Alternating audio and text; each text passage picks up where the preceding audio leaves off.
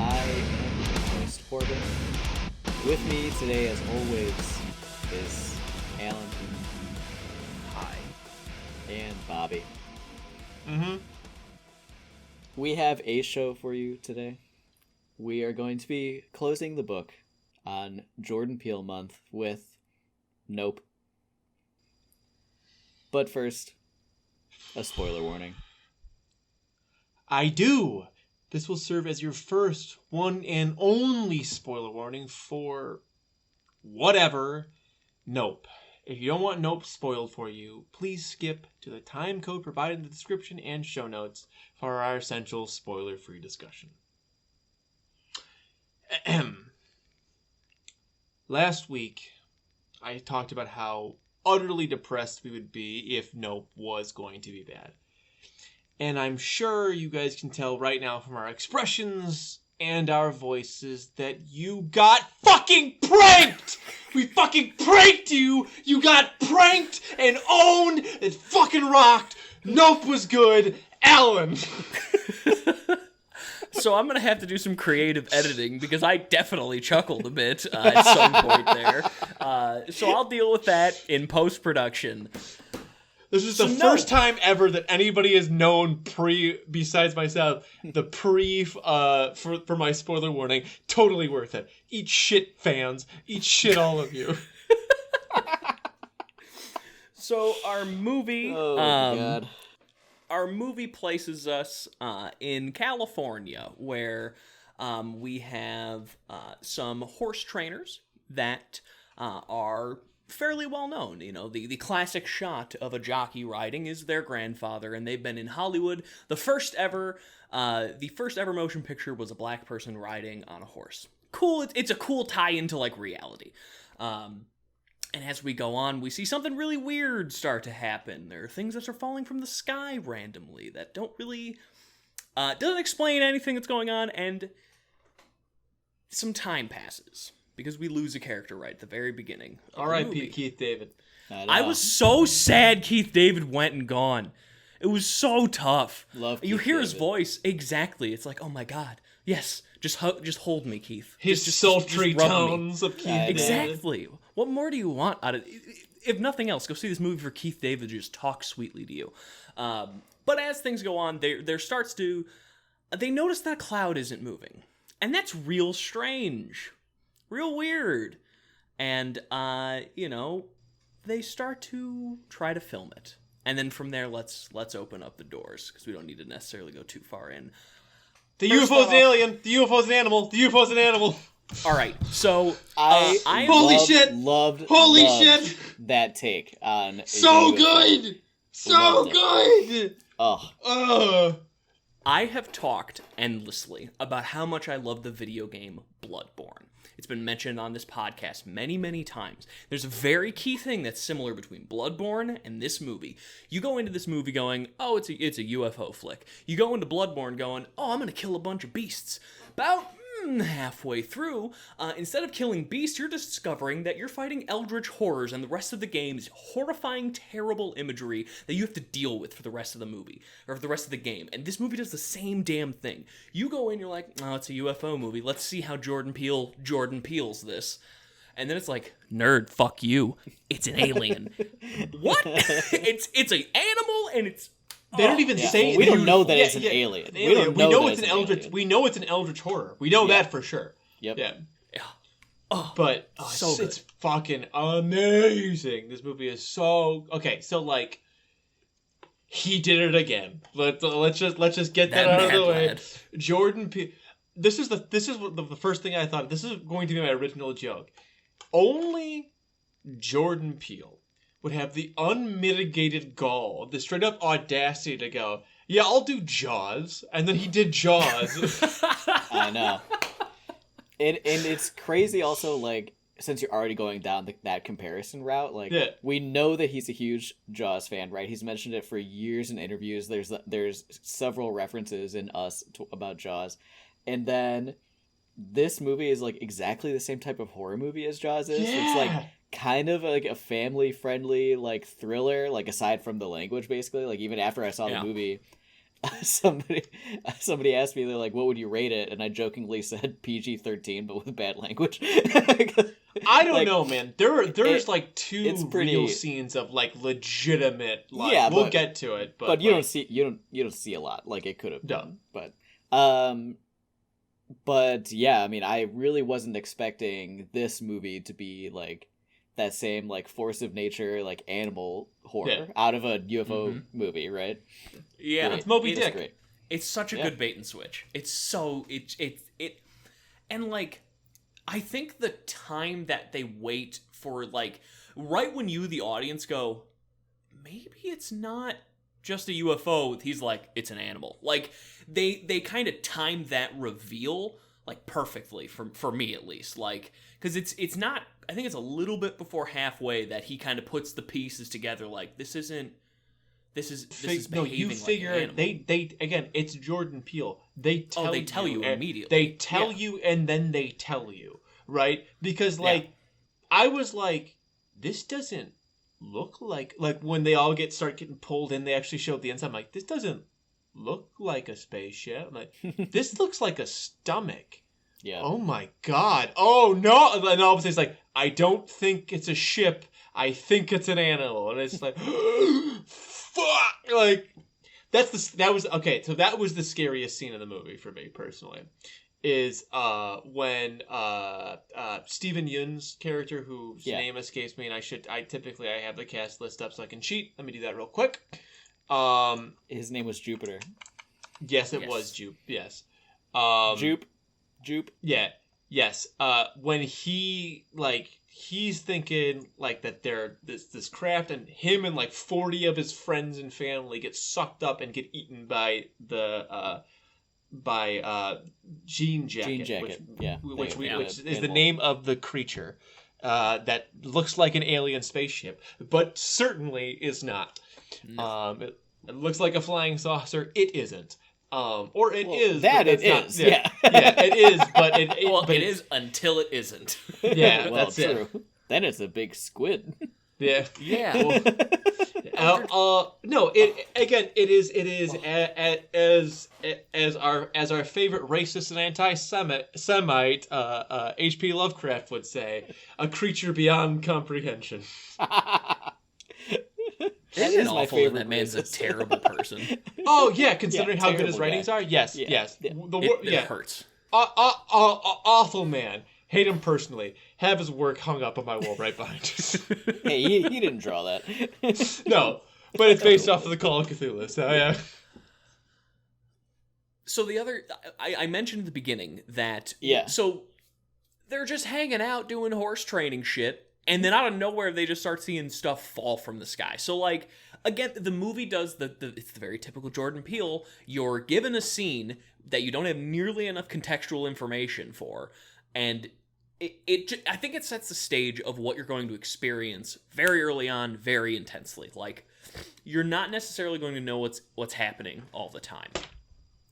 And it just plays into that constantly. And, you see Keith David take one in the eye. Brutal way to go. Gets a quarter in his eyeball that was going who knows how fast as it was falling through the sky from the stomach of the alien monster thing. Is the implication is that it ate a plane?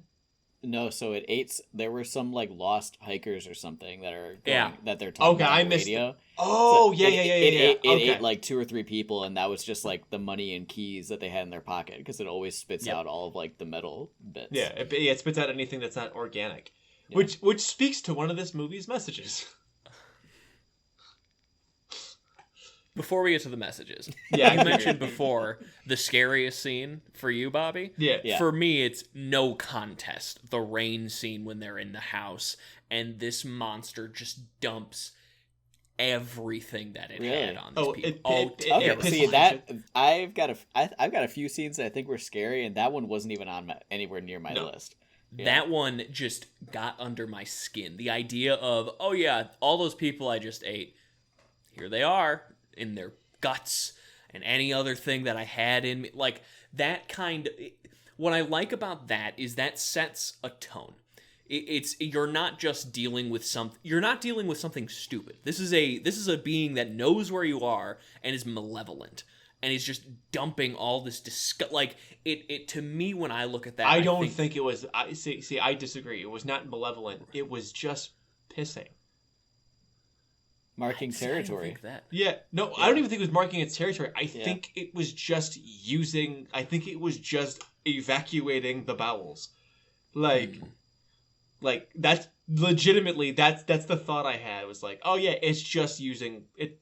I keep saying it's just using the bathroom, but like as I would say to my dad, I would be like, go potty, jean jacket, and it would go piss and shit all over the house. Like. Go take a nice little piss there, jean jacket. Go Tinky, go Tinky, baby. Oh my god. I don't know. That scene worked for me on just like it was just creepy and disgusting, and I loved it. I think one of the best sequences so far as like just straight up horror was actually the fake out with the kids in the costumes.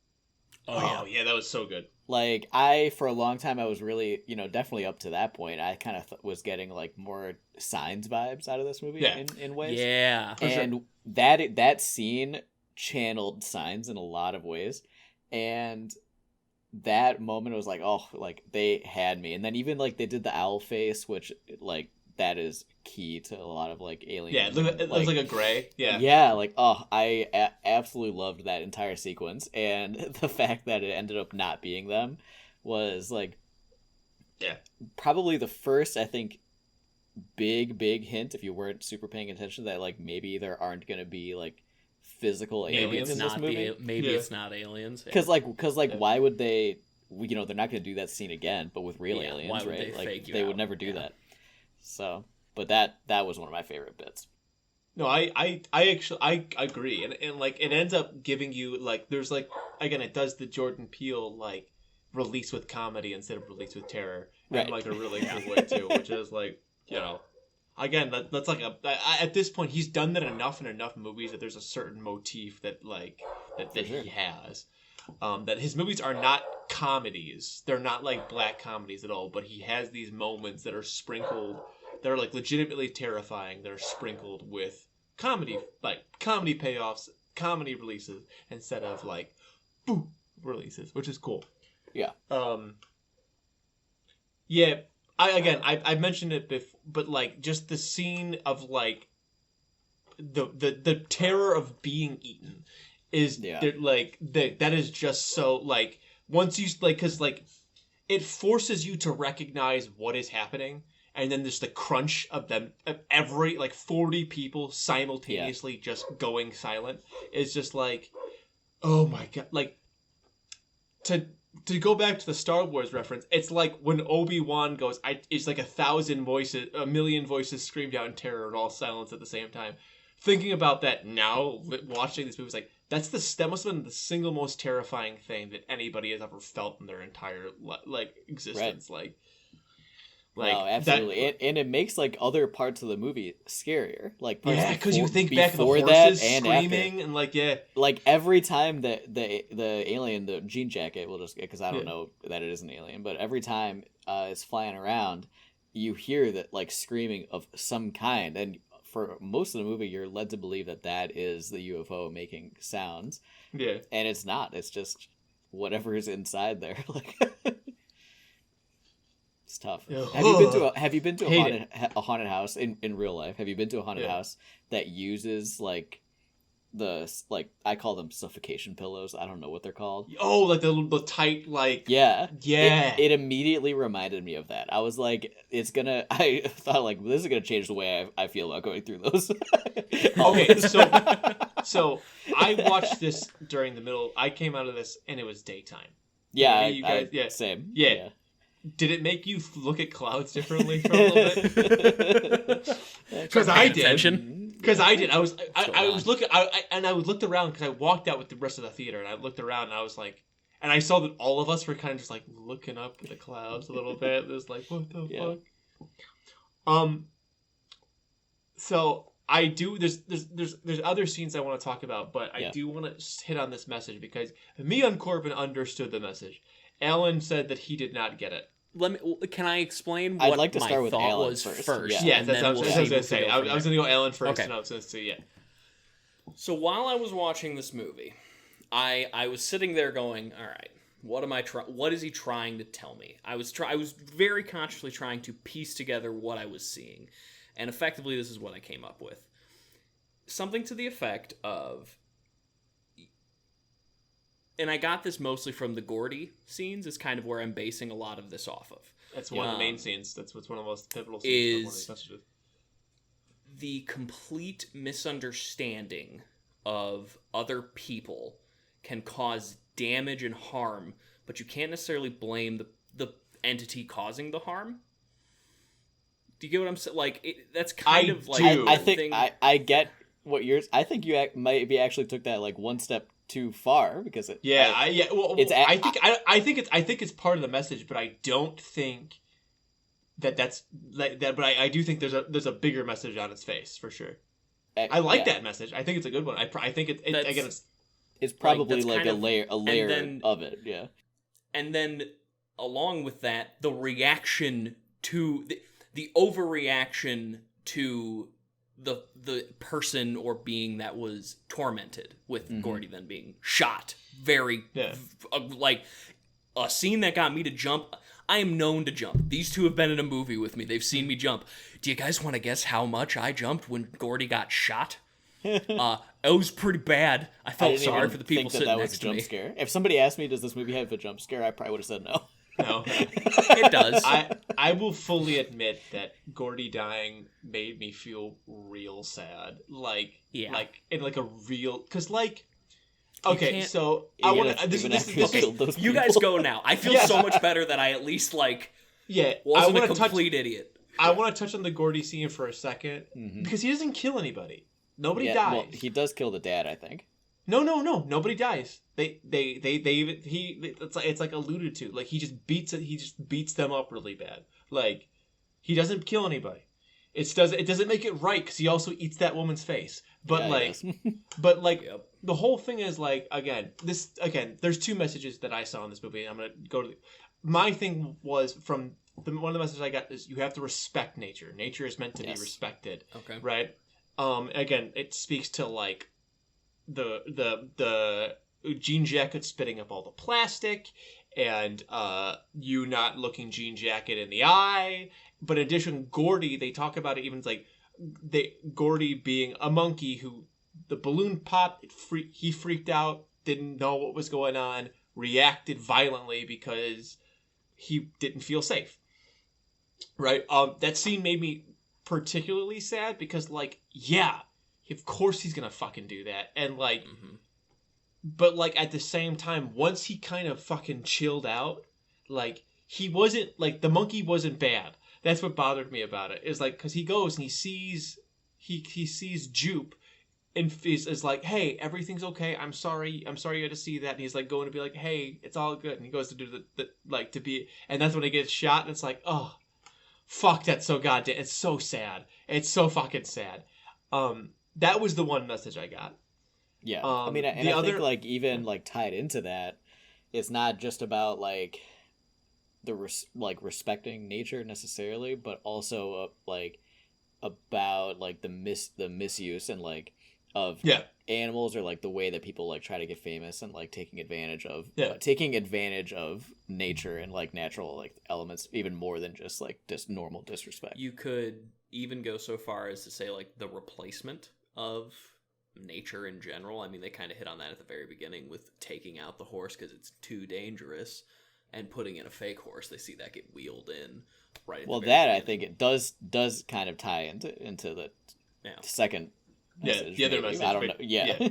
What was the other message you saw, Corbin? Because I'm guessing we saw the same too. So the other message to me felt much more personal to Jordan Peele, and about like the way that like you are treated and the way that people treat each other in Hollywood, and also just like the type of things that they go through, and also the way that viewers specifically like look on like content creators, and the way that all of that is like handled in today's world. Like, I think that like there's a point where Jupe calls the alien the viewer, the watchers. And it's like, okay, so that's kind of supposed to key into that's supposed to key into that a little bit, and like the director of photography, the cinematographer, was like willing to give his life for the craft, and like the TMZ lengths, guys, I like, think, is the most obvious example. That's give me my camera. Give me my camera. If you didn't get it by then, the TMZ guy pushes it all the way to the end. It's like, well, it's like the idea is like if you can't show other people that you're living, are you? Is like that's like kind of like the world like you like and like what is the main what is Daniel OJ, thank you. Yeah, I should know that.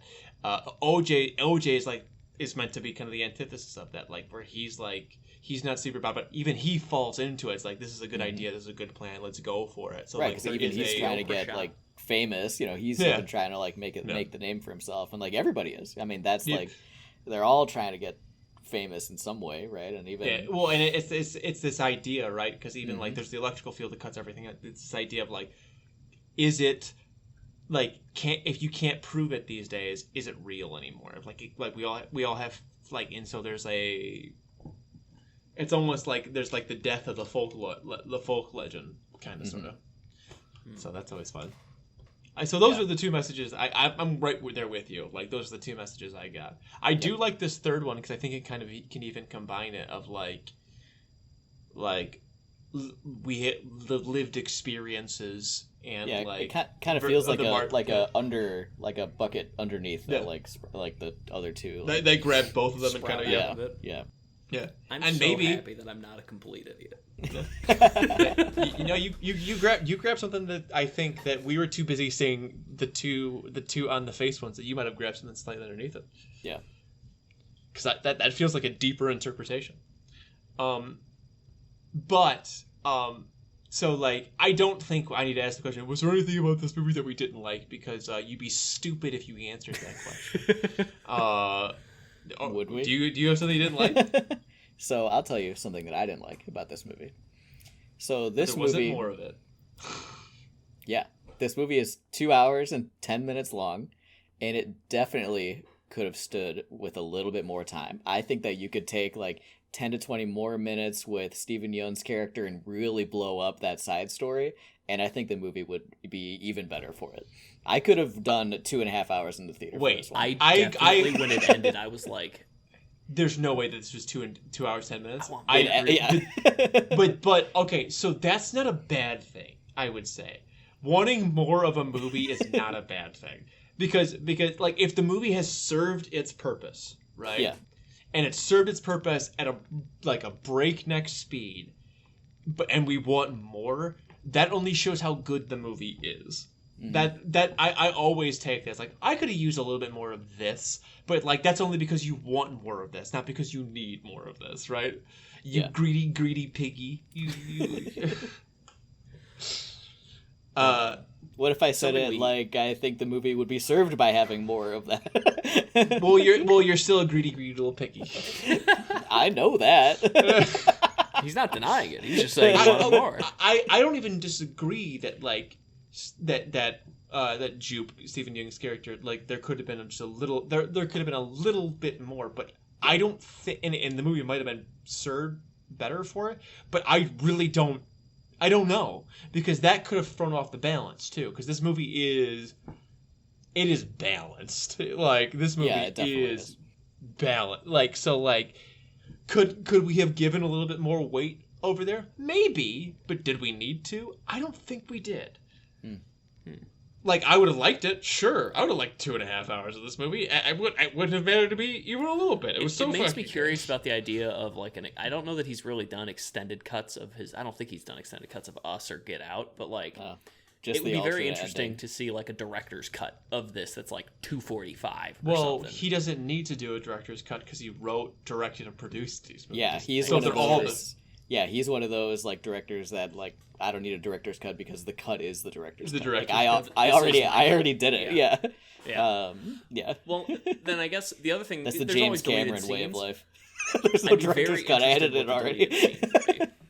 Yeah, deleted scenes for sure, and like it, like I or know alternate that cuts or something like that, like alternate endings. Like most movies, you know, it was originally much longer, you know, and then they cut it down into the version you watch. And like, there's got to be at least like 30 or 40 minutes of decent deleted scenes. But we'll get like 12. Yeah. So, right, again, plot of this movie. I'm just gonna give like a full plot of this movie really quick because I actually want to go into a slightly different discussion before we fully review it. So, plot of this movie, short strokes. You've seen it already because you're watching this podcast, or you're a masochist who does not care about having one of the great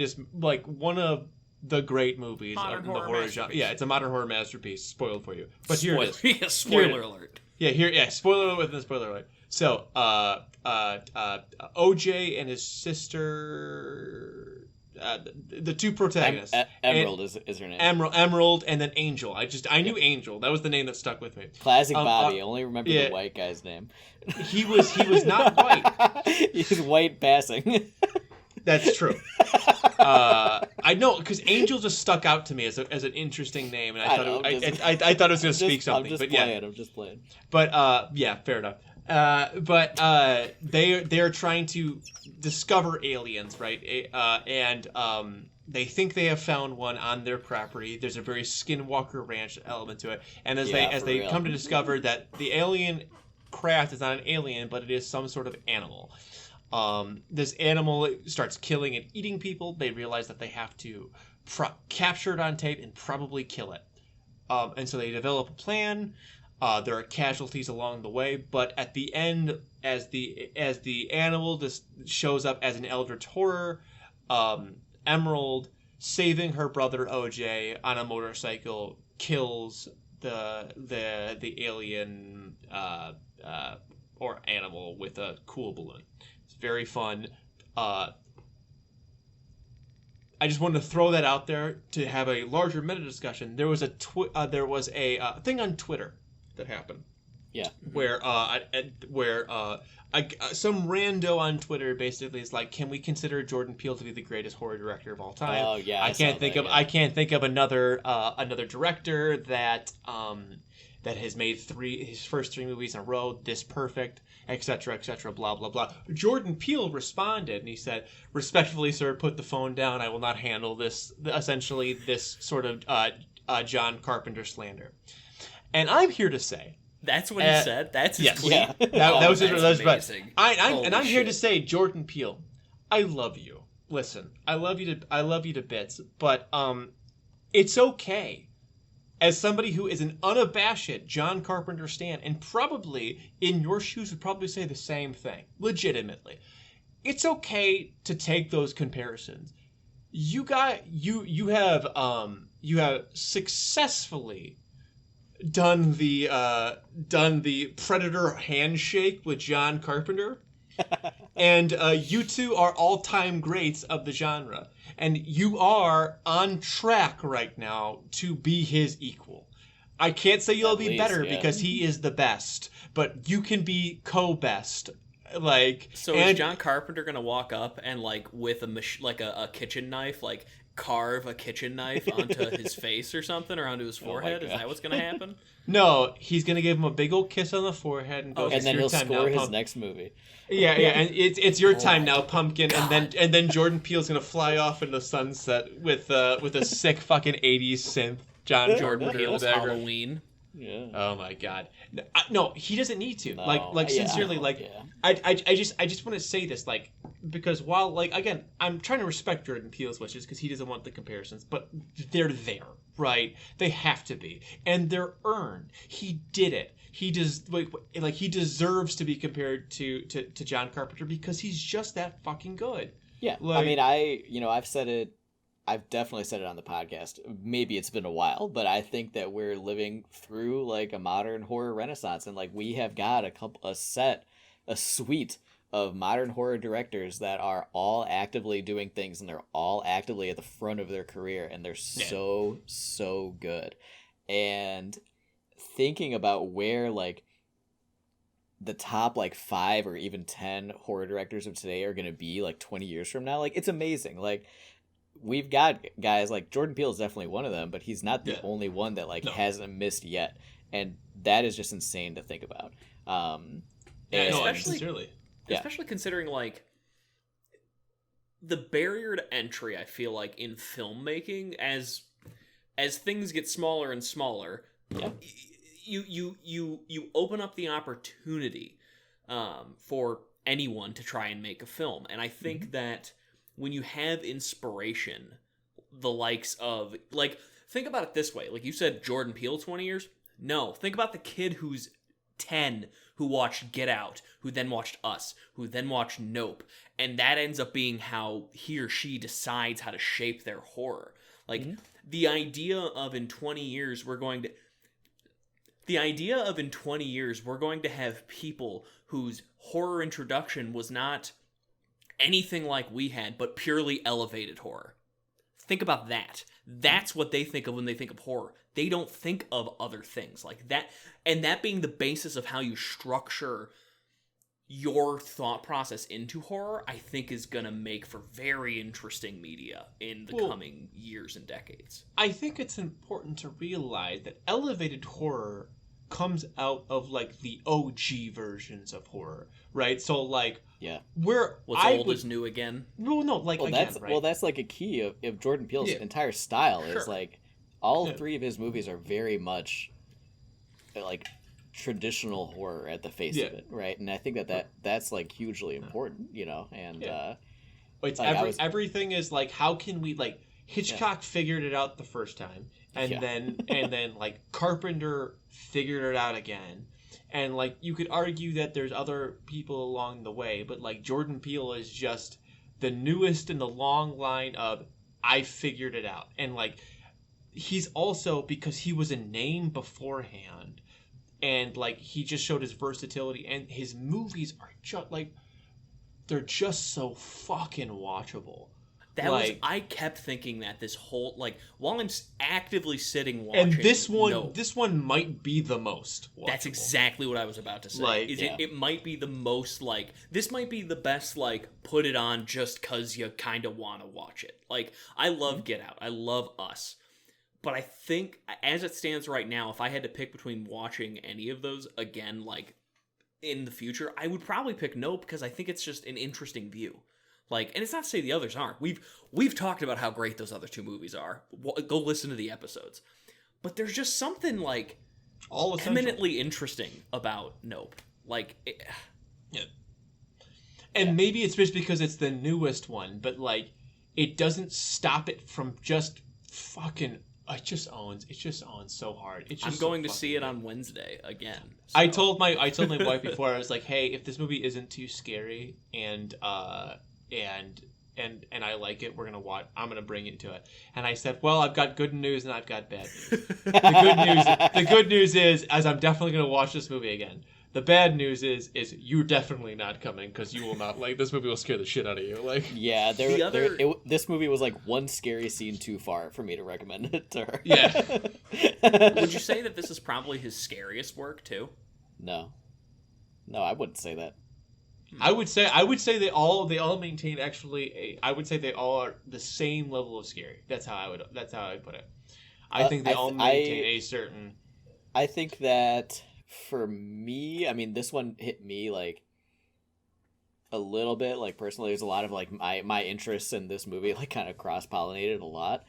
But I think Corbin that loves Signs, for all of you who don't know. I love aliens and all that stuff, and like, well, that's what I'm saying. It's this movie has so many like this movie has so many little references to like aliens and like even like ancient aliens and like stupid like theories and all sorts of stuff. Like, Angel is such a great relief character. He was fun. I think that his scariest movie to me I would say is Us, because it was the one that I felt the most like tense when I first saw it. I could see that. Like, seeing all three in the theater, that was the one where when I saw it I was like, oh, like, okay, this movie's kind of getting to me a little bit. the other two didn't really do that. So I will say, for me personally, this one is the scariest. And that has everything to do with when Jean Jacket shows its true form, I think is probably the way, like, I put it. Probably true. Yeah, like, there's just and the devouring tapped scene. into attack mode. Yeah. There's fuck you. That's so good.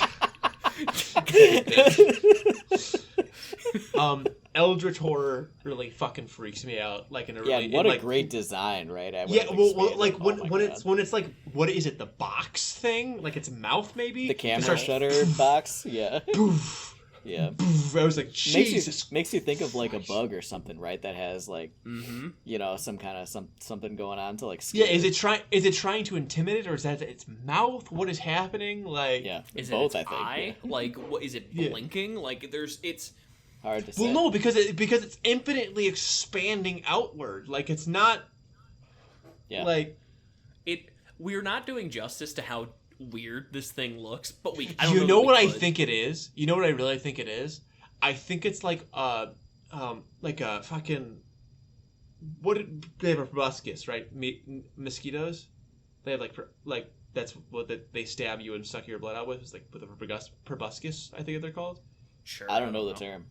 Yeah, but like it's just a big spiky nose. Yeah, it's extending its mouth outward to suck you in. Is like now when I'm thinking about it. I mean, that would make sense, right? Because in every other scene, the mouth is pointed downwards, like stingray style, and it sucks up, which is exactly how stingrays eat. Actually, now that I just said that, like, it's a giant space stingray. Or sky. It does kind of look like a stingray, actually. Like when you see the bottom side of it and like ripples, it's like, oh, well, like this looks like it does look like a ray, and then it looks like a squid.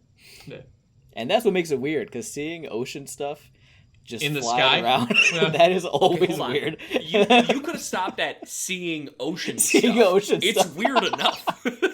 It's Shark Week right now, and I'm just living in 24/7 terror.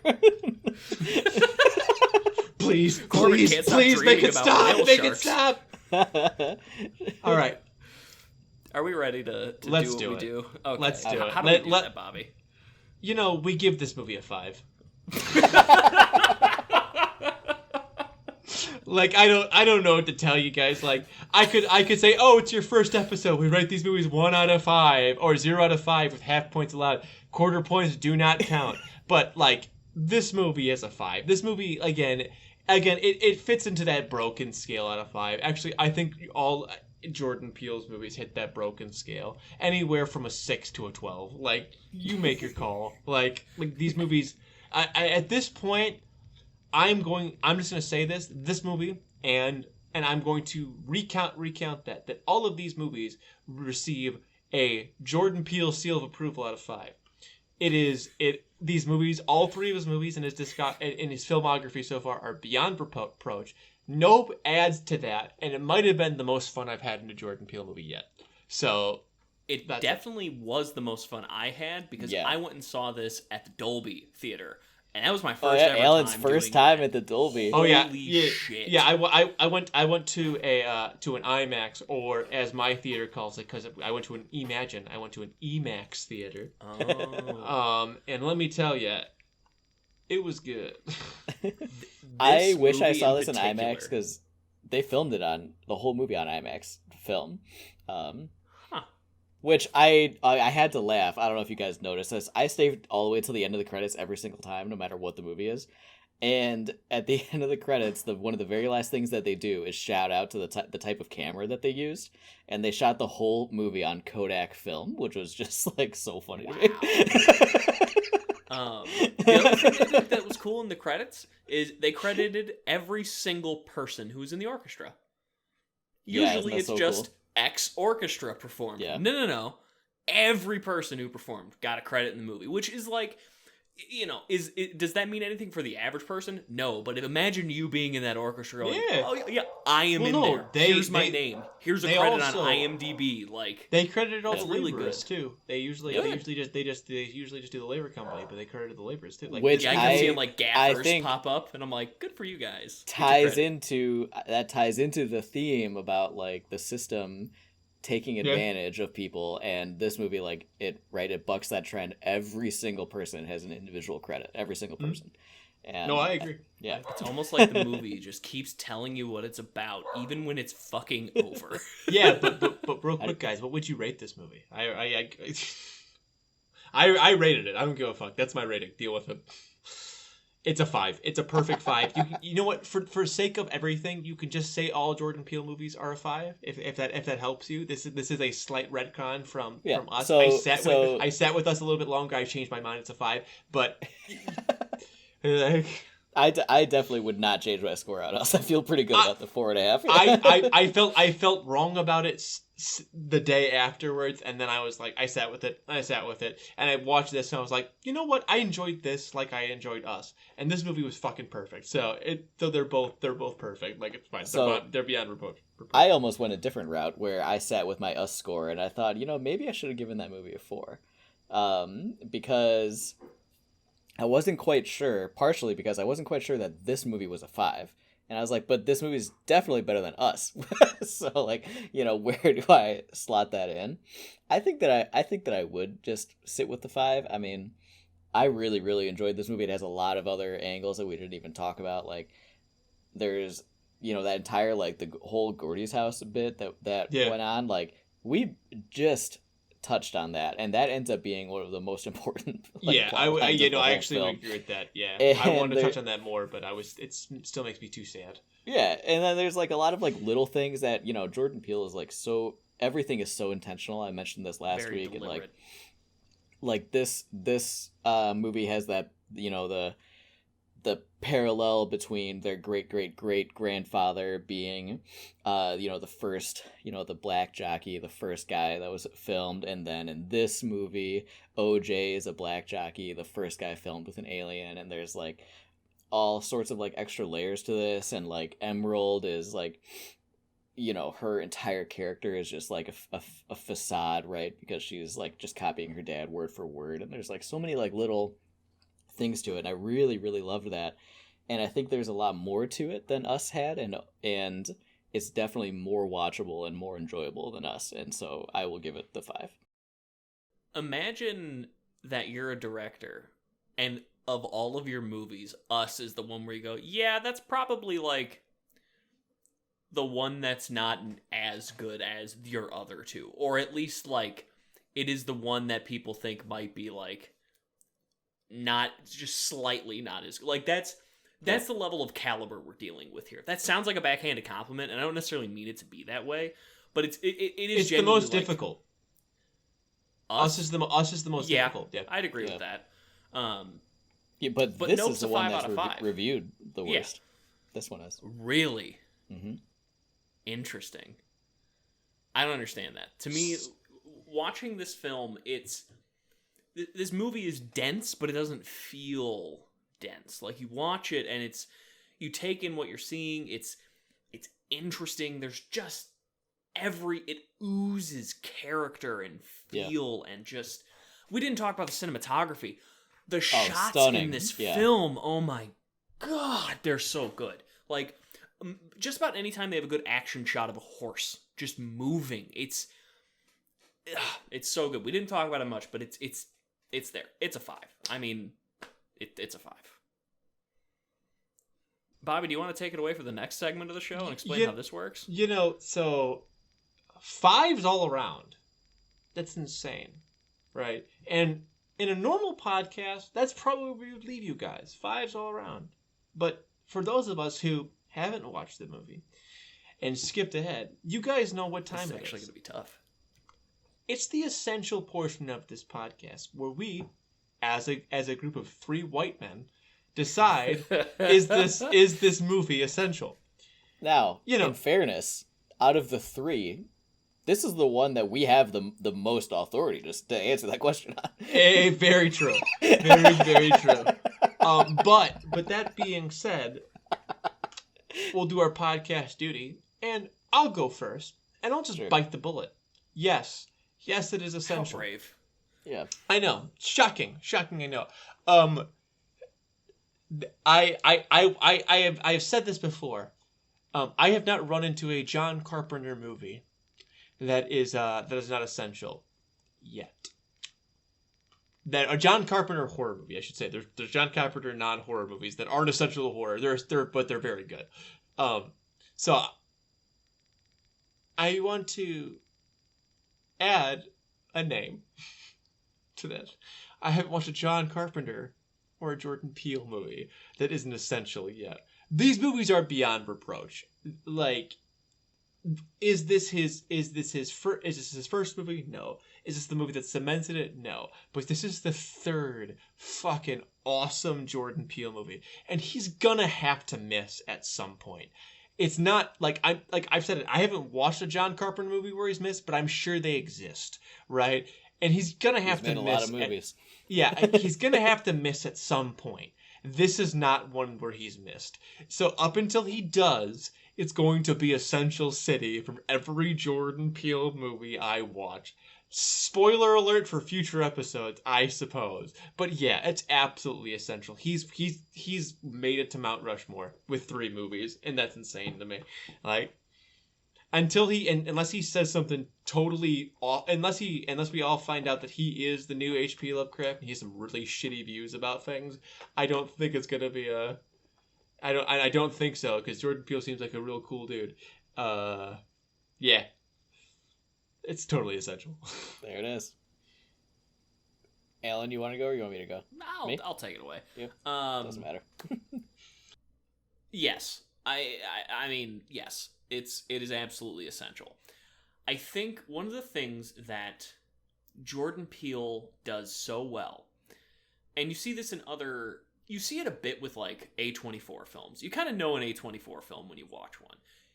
Jordan Peele is kind of in that same vein. Like, his movies may not necessarily be connected in terms of their stories, but they're connected in the way in which he writes them, the way in which he directs them, the way they're shot. Like, you watch these 3 movies and you can distinctly tell they're his vision, they're his thoughts, they're his ideas. And you can see just how... We talked about it a little bit. This isn't necessarily a spoiler, but in the show we mentioned the idea of, in the future, it's going to be interesting to see what these modern directors are doing, or what people who grow up watching this stuff are going to do in the horror field. And I think that's something that we may not see the impact yet, but I think seeing the impact of these 3 films is, I mean, right around the corner already. And Get Out is what? 5 years old? I mean, the man just hasn't missed yet. And his vision is uncompromised and beautiful in this film. Absolutely essential. There you go. So, Kerbin. I'm gonna go down a route that you guys actually didn't mention yet, right? And I'm gonna say yes. Okay. But not because of Jordan Peele and this is his 3rd movie and that, it's like such a perfectly executed vision. None of those things. I'm going to say yes because this is one of the most interesting and unique sci-fi horror movies in a long time, right? Like, if you've seen the trailer at all, you know that there's a UFO in this movie, right? It's in the trailer. And this is one of the best UFO movies in a long, long time. And that is a subgenre that does not get a lot of love. And if you're making a list of like top 5, top 10 best movies around that subject, this is on there. It's an essential one. And for that reason alone, I'm going to say yes. The stuff that you guys mentioned, I totally agree. But I got to shout out just the fact of it being a good, hey, I agree with you too, champ. I agree with you too.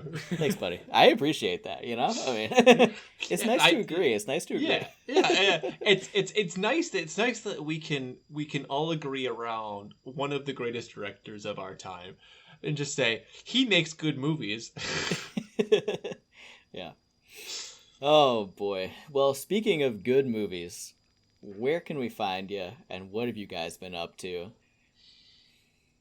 Alan. You can find me. Oh God, what do we do? He said Alan. Okay. Go. You can find me at a seal punter just about anywhere. I am still just listening mostly to the Lightbringer saga. I'm on the final book. I just started it this morning. It's 39 hours long. So that's going to last me a good month or so. The other book series, I talked about this a couple months back. The Kingkiller Chronicles. Doors of Stone, the 3rd book, is supposed to come out within the next 3 months. So I'm going to read a real book for the first time since The Dark Tower a couple years ago, because it won't be available immediately on audiobook, and I ain't missing this. How do you know that? Why would you say that? Because he said it's going to take a while for that to get really? recorded. Yeah.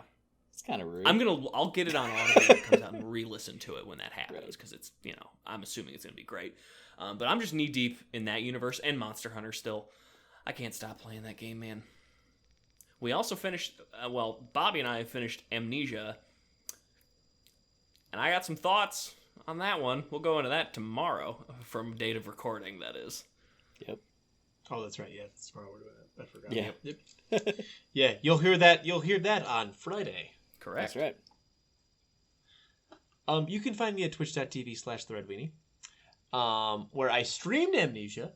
I stream every Thursday and Sunday. Sunday I stream Raid Night with the boys. Actually, this Sunday I streamed Raid Night with the boys, plus a little bit of Super Smash Brothers Ultimate with two of the boys. Although I do think that my capture screwed up, and so you could not hear the boys who I was talking shit to, or the video or the audio of Smash. But you can watch the video of me doing fairly good. Did you defeat them? Yes, at least once each. And then Alex, who, if you watch Raid Night, beat me pretty handily, pretty frequently. Again, this is the first time I played Smash. Was this week was the first time in 2-3 years. But no Johns. Michael is okay. Michael needs some work. These are people who I played with. Again, people, we like them. In addition to that, I have been Thursday I stream spooky games, and we're all in agreement of what the next game is, right? Just making sure live on the air. So coming this Thursday, I will be streaming the original Clock Tower. That will be our next horror game for the quarter before we get into Scorn when in the next one, or Dead Space. We haven't decided which yet, I don't think, but I'm hoping for Scorn. They're probably hoping for Dead Space. It's a win-win for me personally. Dead Space is my favorite games all the time. I'm hoping we don't have to make that decision. Yeah, that's fair. That would be nice. You got a hot November, January. Yeah, that'd be fantastic. Yeah, that'd be fantastic. Okay, but either way, right? That's where you can find me. Other than that, honestly, that takes up a lot of my free time. Don't have a lot of that. So in between podcasts and the podcast, another creative project that I am nowhere near ready to even talk about yet, but is something that I am doing. And once it's out or we're ready to talk about it, then I'll talk about it here. But other than that, yeah, twitch.tv/theredweenie. Scorn comes out in October. I know when it's. I know. It can be Q4 game. Okay, I know when it's coming out. I didn't know when the Dead Space remake's coming out. Next year, early next year. Okay. You can find me anywhere at CoreBangering. I am relatively active on Twitter. I have been up to, my normal Warhammer stuff. I build and paint just about every single day. You can follow me on Twitter on my other channel at Bolters_Bourbon, where I talk about that. I have been spending my time, pretty much all of my free time, building terrain for Age of Sigmar, because we're starting our Path to Glory as of recording 2 days from now, and that is going to be super, super cool. Cannot wait. Bobby is like, I had no idea.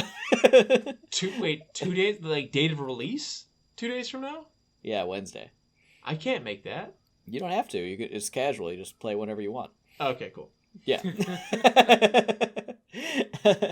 And I've also been playing Power Wash Simulator. And hell yeah, boy, oh boy, let me tell you, that game is a riot. I love it. It's all vibes. It's very casual. It's just kind of nice to play. You got a movie or a TV show going on one screen, Power Wash Simulator on the other screen, and you're just like, this is the life, It's on Game Pass, and it's only 2 gigs, so try it out. But yeah, at CoreBangering. And you can find the podcast anywhere at Essential Scares. We're active on Twitter, Facebook, and Instagram. And in the bio for all of our socials, we have a link to our Discord as well as our Letterboxd, which we really only use like once a year, but that's coming up soon. So follow us on Letterboxd if you don't already, and join our Discord if you haven't already. We talk on there just about every day about movies, music, and games, and we'd love to have you join the chat. But with that, we're all set for the week. Next week, we're jumping into a new theme. We're gonna be going over some brand new releases, and we're kicking it off with the Shudder original Mad God. Hell yeah! I'm super excited to watch it. It's all stop motion, which is a format that I absolutely adore. So I guess spoilers unless it's terrible. But I'm biased going in. So as Bobby mentioned, our next game is going to be the original Clock Tower. If you would like to play that game, it's freeware and apparently pretty short. We'll post a link in our Discord, and you guys should totally play through it with us. And we do a game for the show at least once a quarter. Our very first episode, I should say, a gaming specific, is Amnesia, and that is, as of recording, coming out this Friday. So that's going to be super cool. But yeah, thank you for listening. Thank you for watching. If you like the show, give us a thumbs up, rate, subscribe, share with your family. Thank you to Alan and Bobby for being on the show. I have been your host, Corbin, and this has been Essential Scares. Play that breakdown by the cover of Smooth Criminal by Alien.